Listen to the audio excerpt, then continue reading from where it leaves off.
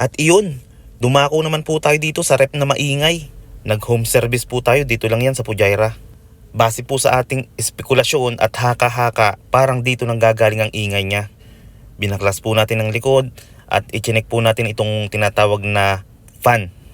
Pagkatapos po nating baklasin, kinuha po natin ang sample at pumunta po tayo sa bilihan. Bali, ito po yung papalitan natin. Ito po ay DC motor, bawal po itong ikot-ikutin ng pabalik-balik. May chance po kasi masira siya. Pagkabalik po natin sa bahay ng ating client ay ikinabit na po natin ang binili nating fan. Dito po sa trabaho ko ay may break time po kami ng tanghali, kaya hindi na po ako natulog ng tanghali. Ginawa ko na po ito para po mamayang hapon ay free na kami ni Jasper.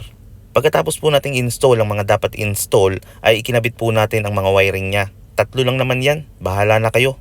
Tandaan nyo na lang kung paano nyo tinanggal. At yun, pagkatapos po nating ikabit ang mga wire ay kinabit na po natin itong pinakatakip niya.